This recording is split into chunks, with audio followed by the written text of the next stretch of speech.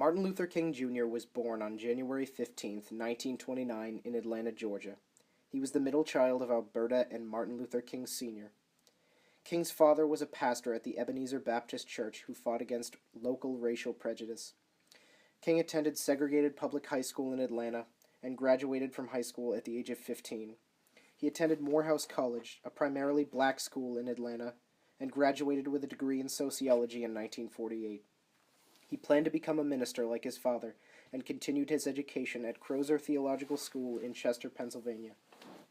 King was elected president of his senior class at the mostly white school and earned his Bachelor of Divinity in 1951. He attended graduate school at Boston University, graduating in 1955, where he met his wife, Coretta Scott.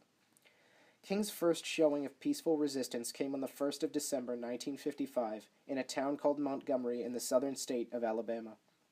It was also there where one woman changed the course of history simply by saying no.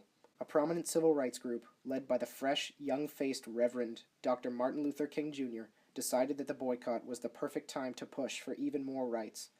He and other leaders compromised on a proposal that would have a clear delineation between black and white sections of the buses, so blacks would not have to give up their seats to whites who could not find one. They believed this would be more palatable to city officials. They delivered their demand and prepared for the Monday boycott. The original boycott was a resounding success. Very few blacks rode the buses, with many walking or carpooling to work, school, and other obligations. On December 7th, following the boycott, Martin Luther King Jr. proposed to the African American community that they continue the boycott. He was met with overwhelming support. The community continued their boycott of the public bus system, delivering crippling damage to the city of Montgomery. Without the black riders, who made up nearly 3/4 of the patrons, the city was hemorrhaging money. Many resorted to walking, cycling, and even taking horse-drawn carriages. The boycott was effective partially due to a widespread carpooling system. The carpool even saw white house drivers driving their African-American domestic servants to other jobs and home. Martin Luther King described it as if he had, quote, seen a miracle taking place. However, the city of Montgomery would not go down without a fight. The home of Dr. King was firebombed, but he still pleaded with the community to remain nonviolent, saying, quote, we must meet violence with nonviolence, and, quote, we must love our white brothers, no matter what they do to us. We must meet hate with love. In response to the city's actions and the violent events, support poured in from across the nation, with donations of money and even new shoes for those that were forced to walk. The city, in a desperate act, arrested King and 89 other leaders for interfering with business. King was ordered to pay a $500 fine or spend over a year in jail. He chose the jail time, and even though he only served about 2 weeks of his sentence, he was proud of it, saying, quote, I was proud of my crime. It was the crime of joining my people in nonviolent protest. This brazen act by the city inflamed the nation even further, with more money and assistance pouring in every day. A federal district court eventually ruled that the state's segregation on public transportation was unconstitutional. The state appealed it all the way to the United States Supreme Court, which upheld the prior ruling, and held in Browder v. Gale that the segregation was indeed unconstitutional. On December 20th, 1956, the Montgomery boycott ended after 381 days. Blacks were allowed to sit virtually wherever they wished on the buses as a result, a resounding victory. However, blacks still faced violent backlash from the white community. They were shot at, their churches were burned, and they were attacked on the very streets on which they used to walk. In 1965, King and his Southern Christian Leadership Conference organized a massive march on Alabama's capital to protest the lack of voting rights for blacks in the South. This march began in Selma, Alabama, because of the town's intense restrictions against black voters. Only about 2% of eligible black voters in Selma were even allowed to register. 3 marches were attempted in March of 1965. The first 2 ended poorly for the protesters. In both cases, local and state police forces used tear gas and beatings to turn back the marchers. However, the third time, Dr. King was given help by the United States Army. The Army provided troops to prevent the 2,500 civil rights activists from the violence of the local and state police forces. After 4 days of marching, King and his supporters were greeted by 50,000 civil rights activists in Montgomery. At the end of the march, King declared, quote, they told us we wouldn't get here, and there were those who said that we would get here only over their dead bodies. but all the world today knows that we are here, and we are standing before the forces of power in the state of Alabama. Despite the success of the Third March, the first march that took place on March 7th was perhaps the most influential. It was during this that the police acted most brutally towards the protesters. The tear gas and beatings were seen by a national audience, and the image's effects were long-lasting. 17 protesters were hospitalized, which led to the naming of this event as Bloody Sunday. Later that year, with Bloody Sunday still fresh in the minds of many Americans, the Voting Rights Act of 1965 was passed. This act helped destroy the barriers that had prevented blacks from voting. The act turned out to be extremely successful and increased black voter turnout in places all over the South. In Mississippi alone, black voter turnout increased 50% in the 5-year period from 1964 to 1969. The success of the Montgomery bus boycott inspired the leaders of various civil rights groups like the Montgomery Improvement Association to create a regional civil rights association. On January 10th and 11th, 1957, 60 leaders of protest groups from 10 different states met in Atlanta, Georgia, and created the Southern Leadership Conference on Transportation and Nonviolent Integration. There, the group issued a document that called for an end to segregation through the use of nonviolent protest, and cited equality for blacks as a requirement for true democracy in America. At a later meeting in August of 1957, the group changed its name to the Southern Christian Leadership Conference, commonly known as the SCLC, and Martin Luther King Jr. was elected president of this organization. Through various demonstrations, boycotts, and sit-ins during the 1960s, the SCLC succeeded in increasing public support for nonviolent protest and increased the number of participants in passive resistance campaigns around the world. The Southern Christian Leadership Conference succeeded in wearing down the South's Jim Crow laws and instilled a new sense of pride in African Americans. Much of Dr. King's inspiration for the civil rights movement stemmed from the tactics of Mohandas Gandhi, the leader of nonviolent resistance in India in the early 1900s. King fondly referred to Gandhi as, quote, the guiding light of our technique of nonviolent social change. Desiring to study Gandhi's philosophy of satyagraha and its effects in India, King and his wife Coretta visited India for 5 weeks in 1959. While there, King saw the similarities in the struggles of Indians and African Americans against racism. After watching the Indian government push for integration of the untouchables, the lowest tier in the Indian caste system, King was inspired to push for similar integration in America for blacks. Upon leaving India, King stated, I left India more convinced than ever before that nonviolent resistance is the most potent weapon available to oppressed people in their struggle for freedom. Dr. King's visit to India reaffirmed his belief in nonviolent resistance as the most powerful tactic to achieve civil equality for blacks in America. On April 12, 1963, in the city of Birmingham, Alabama, King was arrested for a nonviolent protest against discrimination in the city. He was personally arrested by Police Commissioner Eugene Bull Connor for demonstrating without a permit in the city. During his time spent in jail, which lasted a total of 11 days, a group of clergymen wrote an open letter to the public announcing that King's protest was, quote, unwise and untimely, and asked for the black community to end the demonstrations and protests and bring the issues to court, taking them off the streets. On April 16th, Dr. King wrote a letter in response entitled A Letter from Birmingham Jail. This letter, in response to the clergyman's letter, stated that it was his moral obligation to disobey unjust laws. He also stated that the black population had waited a long time to get their freedom, and said in his letter that, quote, we know through painful experience that freedom is never voluntarily given by the oppressor.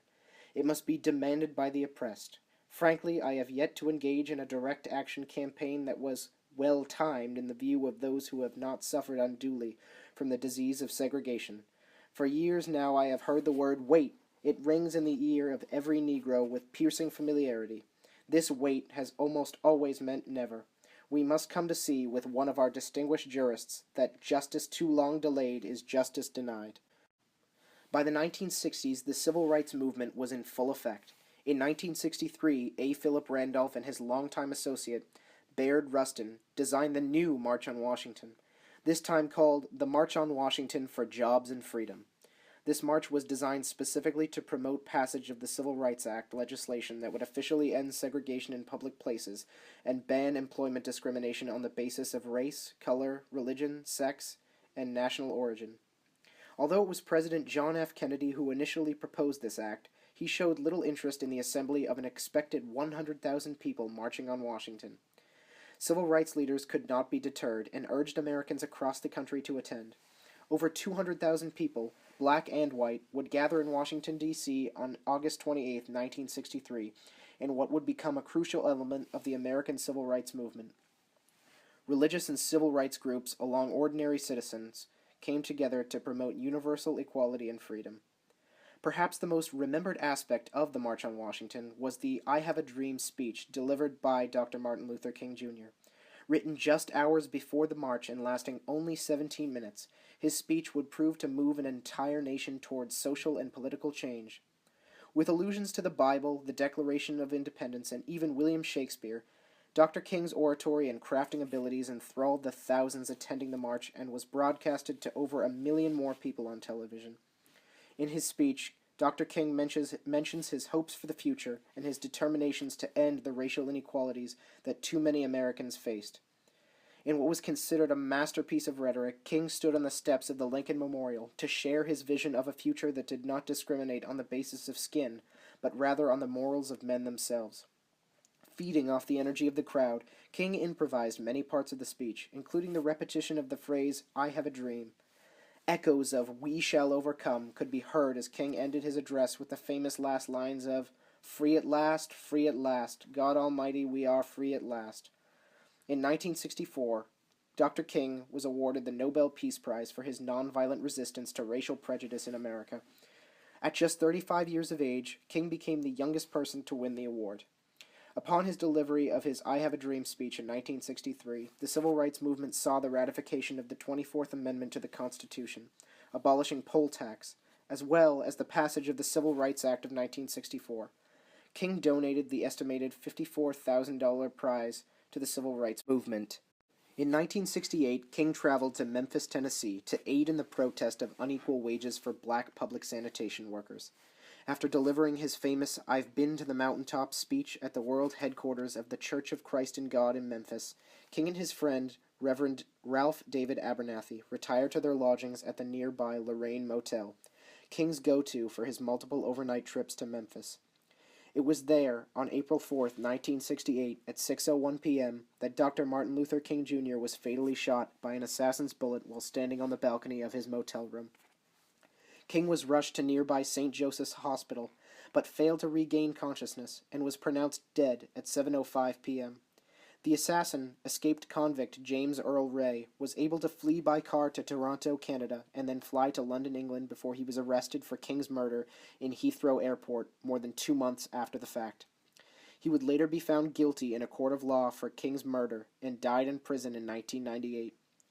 Riots in cities all across the nation erupted in response to the news of King's death. Some of the worst rioting took place in Washington, D.C., Baltimore, Chicago, and Kansas City. In Chicago alone, over 10,500 police officers and nearly 12,000 soldiers were sent in to attempt to subdue the violence. But before that could be done, 11 people were dead and more than 700 others had been injured. A couple more days would pass by before these riots ended. After King's body had been flown to his home in Atlanta, Georgia, a national day of mourning was declared for April 7th by Lyndon Johnson, then president. Then Governor Lester Maddox refused a state funeral or to allow King's body to lay in state in Georgia because he considered King to be a, quote, enemy of the country. King's funeral procession was watched by over 100,000 spectators who witnessed his casket being pulled by a mule cart to the Ebenezer Baptist Church, where more than 1,300 people were assembled to attend his funeral services. King is now interred next to his wife, Coretta Scott King, at the King Center in Atlanta, Georgia. Per order of President Ronald Reagan, the first Martin Luther King Jr. Day was held on January 20th, 1986. In 1992, President George H.W. Bush declared that the holiday would be celebrated on the third Monday of January. And finally, on January 17th, 2000, Martin Luther King Jr. Day was officially observed by all 50 United States. It stands as a day in which we commemorate the life and work of a man who gave everything he could to ensure that millions of Americans could secure equality before the law, an inalienable human right which guarantees justice and the freedoms around which we have built our nation.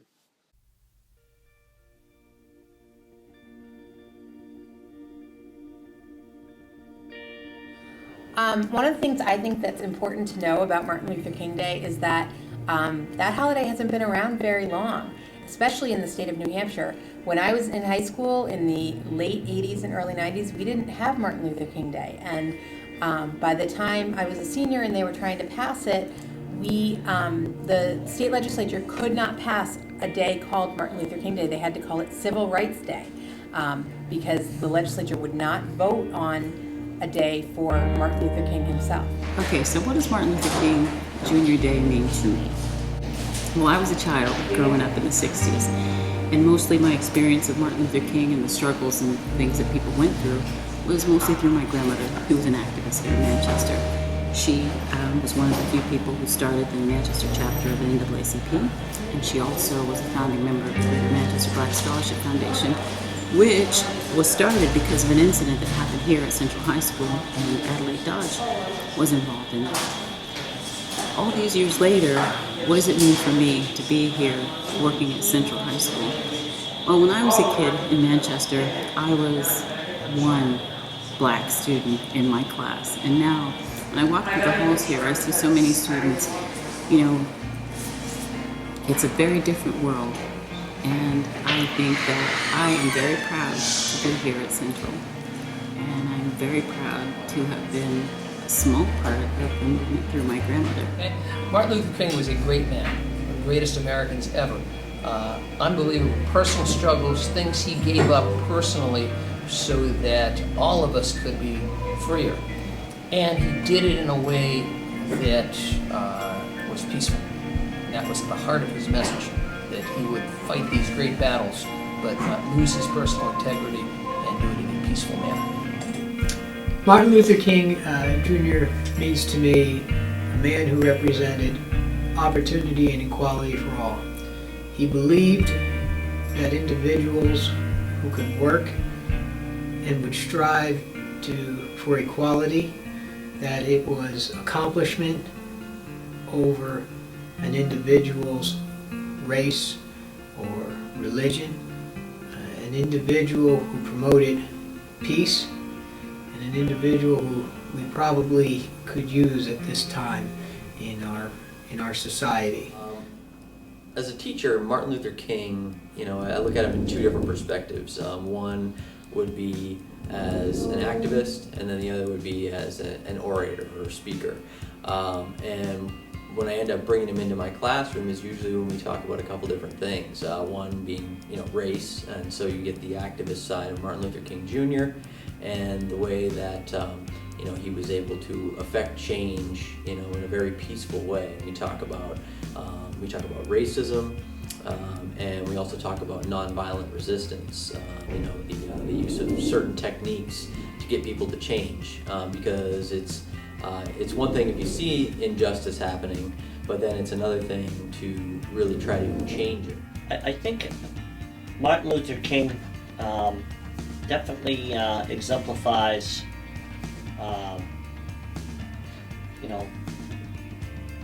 what we should be aspiring to be as human beings in terms of our philosophy on equality for all, equity.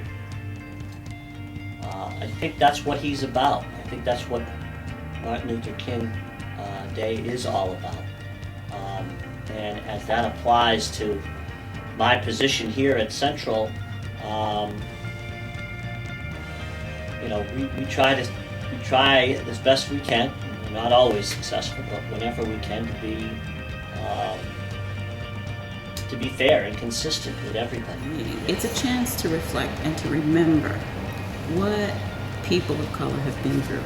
My son said to me one day, "What did Martin Luther King do for us anyway?" And I was incensed by it because he didn't have any memory of it. So I went and got the I Have a Dream speech. I stood on my living room table and I read the entire speech to him and said, "That's what Martin Luther King has done for you." And I think that what it means for me now, it's a chance to remind people in your generation what people in my generation, the generation before, went through so that they could have the freedoms and the liberties that they have now. It hasn't always been this way, but it's good that we do now because of people like Martin Luther King.